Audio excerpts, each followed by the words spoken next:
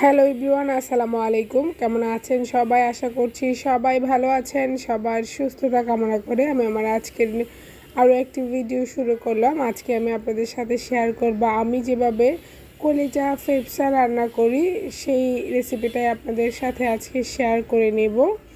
তো চলুন যাই, আমি কিভাবে রান্নাটা করে নিয়েছি সেটাই শেয়ার করে নিই। এই যে ফেফসাগুলো আমি সিদ্ধ করার জন্য বা এর ভেতরে যে ময়লাটা থাকে, কলিজা এবং ফেফসার মধ্যে প্রচুর পরিমাণে রক্ত থাকে, এগুলো আমি ফুটন্ত গরম পানিতে দিয়ে দিলাম। এখন ভালোভাবে আমি এগুলোকে প্রায় 15 মিনিটের মতো ফুটিয়ে নিব। এর ভিতরে যে রক্তগুলো আছে সেগুলো বের হয়ে আসবে।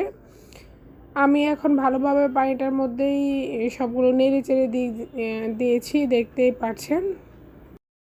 পানিটা গরম হয়ে আসার এক পর্যায়ে এই যে প্রত্যেকটা কলিজা ফ্যাপসাতে ভিতর থেকে এই যে রক্তগুলো বের হয়ে আসছে, দেখতে পাচ্ছেন কতগুলো ময়লা।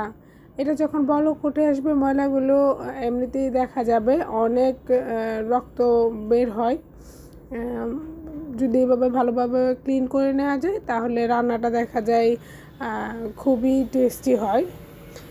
আর অনেকেই আমি দেখেছি এটা না পরিষ্কার না করে রান্না করতে, তখন এই যে ঝোলের অংশগুলো বেশ কালো হয়ে যায়, রান্নাটা করলে তরকারিটা বেশ কালো কালো থাকে।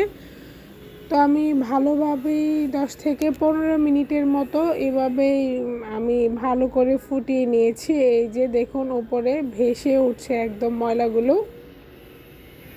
তো আমি একটা স্ট্রেনারে দিয়ে 15 মিনিট যখন সিদ্ধ হয়ে যাবে, ময়লাগুলো এক পর্যায়ে পরিষ্কার হয়ে আসলে আমি একটা স্ট্রেনারে দিয়ে ধুয়ে আমি রেখে দিব।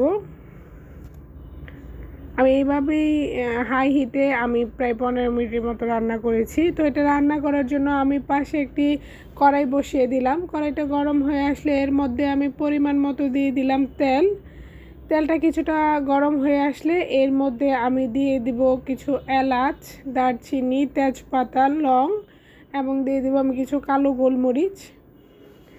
দিয়ে আমি এটা যখন সুন্দর একটা ফ্লেভার ছড়াবে, এর মধ্যেই দিয়ে দিলাম আমি সামান্য পরিমাণে এই মুহূর্তে আমি পেঁয়াজ কুচিটা ব্যবহার করেছি, যেহেতু আমি বাটা পেঁয়াজটাও ব্যবহার করব।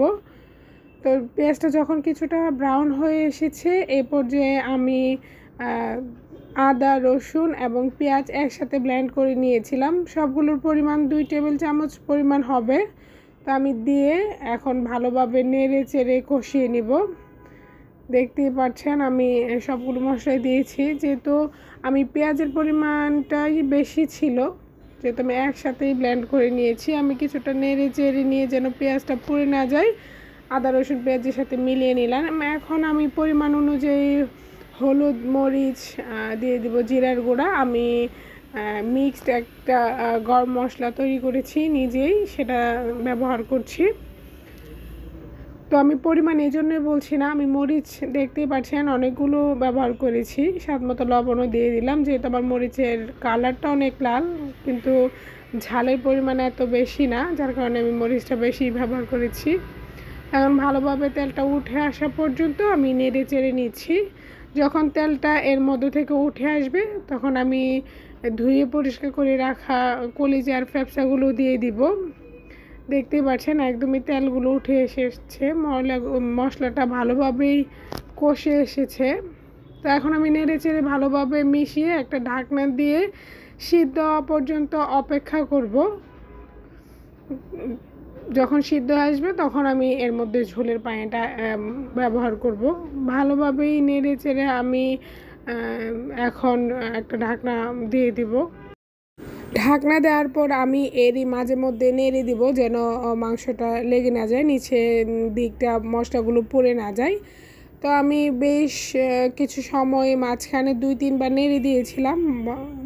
যখন ফ্যাপসাগুলো ভালোভাবেই কষানো হয়ে এসেছে, এই পর্যায়ে আমি আরও একবার দেখতে পাচ্ছেন একদম মশলাগুলো কলিজা ফ্যাপসার সাথে একদম মাখা মাখা হয়ে এসেছে। এই পর্যায়ে আমি পরিমাণ মতো ঝোলের পানি দিয়ে দিব।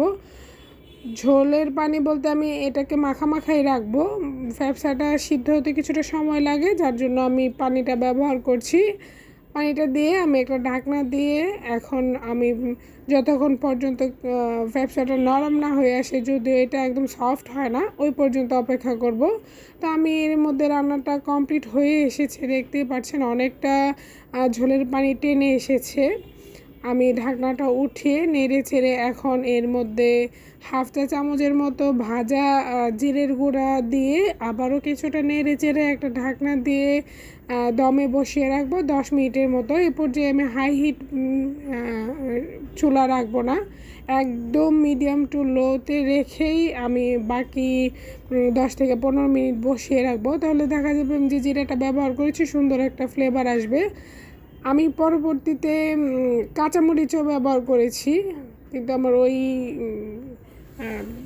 ক্যামেরাটা অফ হয়ে গিয়েছিল, আমি বুঝতে পারিনি কখন। তো 2টা কাঁচামরিচ ব্যবহার করে নিলে দেখা যায় সুন্দর একটা ফ্লেভার আছে এর মধ্যে। আমি রান্নাটা এর মধ্যেই কমপ্লিট হয়ে এসেছে। আমি আবারও ঢাকনাটা উঠিয়ে নিলাম। এই পর্যায়ে আমি কাঁচামরিচটা ব্যবহার করেছিলাম, তো ওই ক্লিপটাই আমার এখানে দেখলাম নাই। তো ভিডিওটা এতক্ষণ দেখার জন্য সবাইকে আবারও অসংখ্য ধন্যবাদ। ভালো লাগলে একটা লাইক দিয়ে দিবেন, আপনাদের একটা লাইক আমার ভিডিওগুলো আরও অনেকের কাছে পৌঁছে দিবে, আমি নতুন নতুন ভিডিও করার উৎসাহ পাবো। ধন্যবাদ সবাইকে, আসসালামু আলাইকুম।